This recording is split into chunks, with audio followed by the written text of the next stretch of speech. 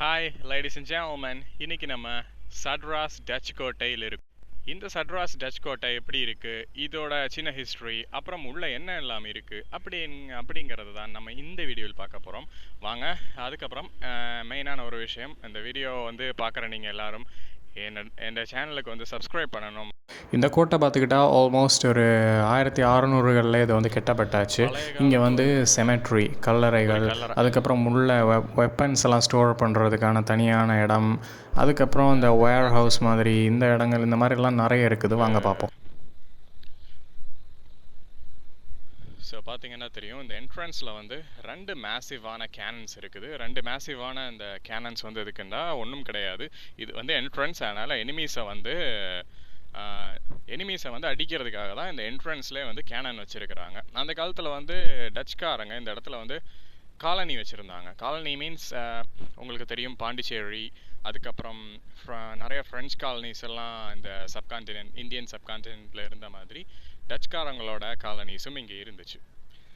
அதே மாதிரி தான் இங்கேயும் ஒரு கோட்டை கட்டி இந்த இடத்த சுற்றி ஒரு காலனி மாதிரி பண்ணி வச்சுருந்தாங்க. இப்போ நம்ம இந்த கோட்டைக்குள்ளே வந்திருக்கோம். இந்த ஃபோர்ட்டில் வந்து உள்ள நிறைய இடங்கள்லாம் வந்து பிளேசஸ் ரூயின்ஸ், ஃபுல்லாக ரூயின்ஸ் தான் இப்போ உங்களுக்கு இருக்குது. நம்ம இங்கே ஸ்ட்ரைட்டாக அங்கே இருக்கிற ஒரு சின்ன பங்கர் மாதிரி ஒன்று இருக்குது, அங்கே தான் போயிட்டுருக்கோம். இங்கே வந்து பேத் அப்படியே புல் முளைச்ச ஒரு மாதிரி நிறைய நடக்கவே முடியாமல் இருக்குங்க. இங்கே பாருங்கள், இங்கே ஏதோ ஒரு ட்ரைனேஜ் எதுவும் போயிருக்குமா, ஏதோ டவுட்டாக இருக்குது. அப்படியே ஸ்ட்ரைட்டாக போகுது. இங்கே பார்த்தீங்கன்னா ஒரு ஸ்மால் பங்கர் மாதிரி இருக்குது. இந்த பங்கர் என்ன அப்படின்ட்டு பார்க்கலாம்னா, ஒரு அண்டர் கிரவுண்ட் உள்ள அண்டர் கிரவுண்ட் இருக்கு. So here we go. ஒரு பழைய காலத்து ஒரு கல்லறை, ரொம்ப பியூட்டிஃபுல்லாக இருக்குது பார்க்க. பாருங்கள், எல்லாம் டச்சில் தான் எழுதியிருக்கு அந்த மேலே. ஆக்சுவலி இந்த சட்ராஸ் வந்து ஒரு டச் காலனியாக இருந்தப்போ இங்கே இறந்து போனவங்க எல்லாம் இங்கே வந்து அடக்கம் செய்யப்பட்டார்கள். ஸோ அவங்களோட கல்லறை எல்லாம் தான் இது. நான் இப்போ காட்டுறது எல்லாமே அவங்களோட கல்லறை தான். இதெல்லாம் பார்த்துக்கிட்டா அவங்களோட ஃபேமிலி மெம்பர்ஸ், அவங்களோட எப்படி சொல்ல, ஒரு ஹஸ்பண்ட் ஒய்ஃப், இந்த மாதிரி எல்லாரோட கல்லறையுமே இங்கே வந்து இருக்குது. அதுக்கப்புறம் சின்ன சில்ட்ரனோட கல்லறை எல்லாமே இங்கே வந்து இருந்துச்சு. இதெல்லாம் ஃபுல்லாக டச்சில் எழுதி இருக்கிறதுனால நம்மளால் எக்ஸாக்டாக வந்து ரீட் பண்ண முடியலை. நமக்கு கண்டிப்பாக ஒரு டிரான்ஸ்லேட்டர் வேணும், இல்லைண்டா இந்த மீனிங் எல்லாம் உங்களுக்கு வந்து புரியாது. ரொம்ப கொஞ்சம் ரீட் பண்ணுறது வந்து ஒரு கஷ்டமான ஒரு விஷயமாக தான் இருக்கும்.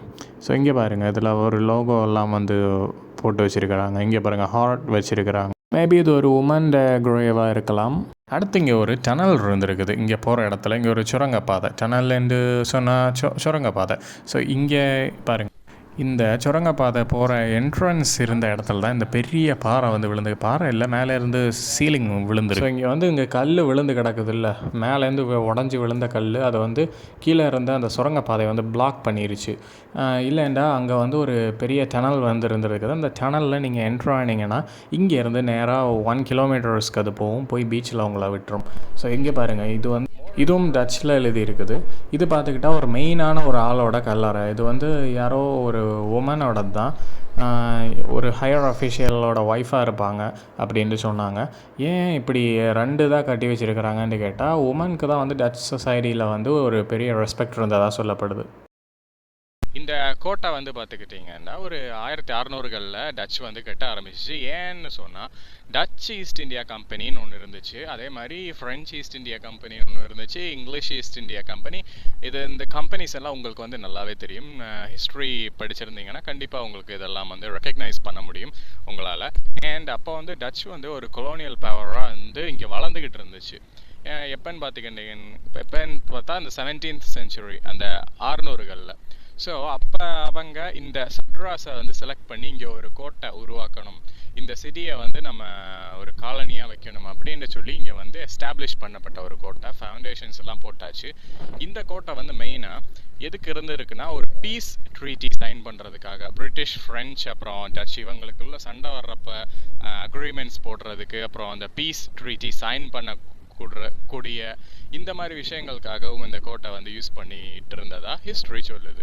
அதுக்கப்புறமா அவங்க வந்து டச் இங்கே மெயினாக பிஸ்னஸ் ட்ரேடிங்க்கு தான் இந்த இடத்த வந்து சட்ராஸுங்கிற இந்த ஊரை பார்த்து கோட்டை கட்டி பிடிச்சி இது பண்ணது. இந்த கோட்டையில் எனக்கு பின்னாடி இருக்குது பார்த்தீங்களா, அந்த பில்டிங்ஸில் வந்து இந்த வெப்பன்ஸ், அப்புறம் கன் பவுடர், அப்புறம் இந்த மாதிரி போருக்கு தேவையான விஷயங்கள்லாம் ஸ்டோர் பண்ணி வைக்கிறதுக்காக அந்த ஒரு பில்டிங்கும் யூஸ் பண்ணப்பட்டதாக சொல்லப்படுது. நெக்ஸ்ட் இங்கே வந்து இந்த ஃபோர்ட் வந்து மேக்ஸிமம் நிறைய அழிஞ்சு போச்சு. கவர்மெண்ட் வந்து இதை என்னதான் வந்து ரெனோவேட் பண்ணி வச்சுருந்தாலுமே நிறைய மெயின்டெனன்ஸ் இல்லாமல் தான் ஆக்சுவலி இருக்குது. நான் உங்களுக்கு ஒவ்வொன்றா காட்டுறேன் வாங்க. அப்புறம் இன்னொரு மெயினான விஷயம், அதுக்கப்புறம் டச்சை வந்து பிரிட்டிஷ் வந்து தோக்கடிச்சிடுறாங்க 4th ஆங்கிலோ டச் வாரில். அதுக்கப்புறம் அந்த கோட்டையை வந்து பிரிட்டிஷ் வந்து கேப்சர் பண்ணிடுறாங்க. கடைசி வரைக்கும் பிரிட்டிஷ் தான் இந்த கோட்டையை வச்சுருந்தது. அப்புறம் அவங்க இதுக்கு இம்பார்ட்டன்ஸ் தராமல் இந்த கோட்டையை மெயின்டைன் பண்ணலை, அவங்க வந்து ட்ராப் பண்ணிட்டாங்க. சட்ராஸை வந்து ஒரு ஊராக உருவாக்கலை. இன்ஸ்டெட் அவங்க வந்து சென்னையை டெவலப் பண்ணுறது, அப்போ வந்து சென்னை இல்லை, மட்ராஸப்பட்டினத்தில் பிரிட்டிஷ் வந்து மட்ராஸப்பட்டினத்தை டெவலப் பண்ண போயிட்டாங்க. மட்ராஸ்பட்டினம் சென்னை, இப்போ இருக்கிற சென்னை, அதை வந்து பிரிட்டிஷ் வந்து ஒரு பெரிய இதாக உருவாக்குனாங்க. இந்த சட்ராஸை ட்ராப் பண்ணிட்டாங்க. இங்கே நமக்கு இங்கே ஃபுல்லாக முளைச்சிருக்கு கீழே எல்லாம். மெயின்டெனன்ஸே இல்லை, புல் வெட்டவும் இல்லை, ரொம்ப புல் வெட்டாமல் ஒரு மாதிரி இதாக கிடக்கு இந்த இடமே. என்ன இருக்குன்ட்டு பார்ப்போம். இப்போ வந்து நம்ம டனல் இருக்கிற இடத்த போய் பார்ப்போம். இந்த டனல் வந்து பார்த்தா இங்கே டேமேஜான ஒரு பிளேஸ், இங்கே இருந்து கடல் வரை ரூம் மாதிரி இருந்திருக்குது. மேபி ஆளுங்க தங்குறதுக்காக இருந்திருக்கலாம். ஸோ இங்கே பார்த்தீங்கன்னா இப்போது இந்த பில்டிங்குள்ளே நிற்கிறோம். இது ஃபுல்லாக ஏதோ ஒரு பெரிய ஒரு ஸ்டோர் ரூம் மாதிரி தான் இருக்குது. வெப்பன்ஸ், இந்த மாதிரி வெப்பன்ஸ், ஆமுனிஷன், அப்புறம் இந்த நிறைய விஷயங்கள்லாம் ஸ்டோர் பண்ணி வைக்கிற இடம் மாதிரி தான் தெரியுது. ஸோ இப்போ நான் இப்போ உங்களுக்கு காணிக்கிறது ஒரு பேரக்ஸாக கூட இருந்திருக்கலாம், உள்ளே வந்து வெப்பன் ஸ்டோர் பண்ணுற இடங்களா. ஸோ இங்கே ஒரு படி மாதிரி மேலே போகுது, என்னென்னு பார்ப்போம். இப்போ இந்த ஃபோர்ட் வந்து பார்த்தீங்கன்னா பீச் கிட்டே லொக்கேட் ஆகிருக்கு. எதுக்குன்னா பீச் கிட்டே இருந்தால் தான் பிஸ்னஸ்க்கு வந்து ஈஸியாக இருக்கும், ட்ரேடிங்க்கு ஈஸியாக இருக்கும் என்று சொல்லிட்டு டச் வந்து விவரமாக அந்த காலத்தில் இதை வந்து ஸ்ட்ராட்டஜிக்காக பிளான் பண்ணி கட்டியிருக்காங்க. நான் பீச் காட்டுறேன், இங்கே பாருங்கள், இங்கே தெரியுதா காய்ஸ்? ஸோ பீச் ஒட்டி தான் இந்த கோட்டை. நம்ம மேலே நின்றுட்டுருக்கு, இந்த படிக்கட்டு ஏறி தான் நம்ம மேலே வந்தோம். இது இங்கே வந்து ஒரு டனல் இருந்ததாக சொல்லப்படுது. எப்படின்னா வார் டைம்ஸில் வந்து சோல்ஜர்ஸ்லாம் எஸ்கேப் ஆகி போகிறதுக்கு ஒரு டனல், இங்கேருந்து டனல் வந்து பீச்சில் கனெக்ட் ஆகும். 1 கிலோமீட்டர் வர டனல் இருந்ததாக சொல்லப்படுது. இப்போ க்ளோஸ்ட் அது. ஏன்னா அன்ஃபார்ச்சுனேட்லி கவர்மெண்ட் வந்து என்ன சொல்ல மணி ஸ்பெண்ட் பண்ணி இதில் வந்து பண்ணுறதில்லன்னு சொல்லி ஆர்கியாலஜிஸ்ட் ஒருத்தர் சொன்னார். அண்ட் போகிற டைமில் வந்து சோல்ஜர்ஸ் இங்கே தான் தங்கினதாகவும் சொல்லப்படுது. இந்த இடங்கள்லாம் பார்த்தீங்கன்னா ஃபுல்லாக உங்களுக்கு வந்து இந்த மாதிரி பெரிய பெரிய ஹால்ஸாக தான் இருக்குது. மேபி இந்த இடங்கள்லாம் எதுக்கு சோல்ஜர்ஸை தங்க வைக்கிறதுக்கு யூஸ் பண்ணியிருக்கலாம். நிறைய தியரிஸ் சொல்கிறாங்க. என்ன நல்லா இருக்கு வந்து கோட்டையோட பேனோரமா வியூ உங்களுக்கு காணிக்க போகிறேன் நான். panoramic view, it's beautiful. So இப்போ நம்ம இன்னொரு இடத்துக்கு வந்திருக்கிறோம். இங்கே பார்த்துக்கிட்டா நிறைய சின்ன சின்ன ரூம்ஸ் எல்லாம் இருக்குது. இங்கே என்ன பர்பஸ்க்காக இதை கட்டியிருக்கிறாங்க அப்படின்ட்டு பார்த்தா, நாங்கள் கேட்டு பார்த்த வரைக்கும் இங்கே வந்து வெப்பன்ஸ், அப்புறம் கன் பவுடர், மற்ற கோட்டைகளில் இருக்கிற மாதிரி தான் யூஸ்வலாக என்னென்ன ஸ்டோர் பண்ணுவாங்களோ அதே தான் இங்கேயும் வந்து அவங்க ஸ்டோர் பண்ணி வச்சுருந்ததாக சொல்லப்படுது. எஸ்பெஷலி இந்த கோட்டையில் பார்த்துக்கிட்டிங்கன்னா நிறைய பிஸ்னஸ் ட்ரேடிங் சம்மந்தமான விஷயங்கள் தான் ஸ்டோர் பண்ணப்பட்டதாக சொல்லப்படுது.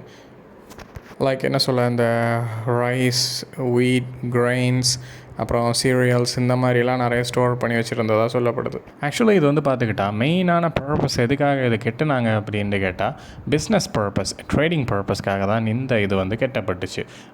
மற்றபடி சண்டை போடுறதுக்கான ஒரு கோட்டை இது கிடையாது அப்படிங்கிற மாதிரி தான் சொன்னாங்க. இந்த இடத்துல ஃபைட்டெல்லாம் வந்திருக்குது. ஈவன் பிரிட்டிஷ்க்கு டச் இவங்க 2 பேருக்கும் வந்து நிறைய கிளாஷஸ் இருந்திருக்குது. நேவியில் நேவல் ஃபைட் நடந்திருக்குது. ஸோ இதெல்லாம் இருந்திருக்கு.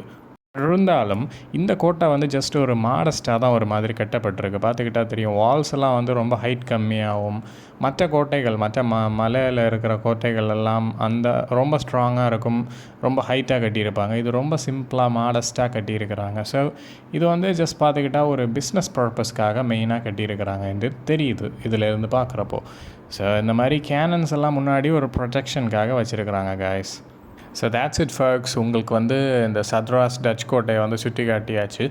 இந்த இடத்துல வந்து டச்சோட ஒரு கொலோனியல் ப்ரெசன்ஸ் வந்து இருந்திருக்குது. டச் பீப்புள் வந்து இங்கே இருந்திருக்கிறாங்க, பல வருஷங்களுக்கு முன்னாடி இங்கே குடியேறி இருக்கிறாங்க, இங்கே அவங்க வாழ்ந்துருக்கிறாங்க, நிறைய பேர் இங்கேயும் இறந்து போயிருக்கிறாங்க.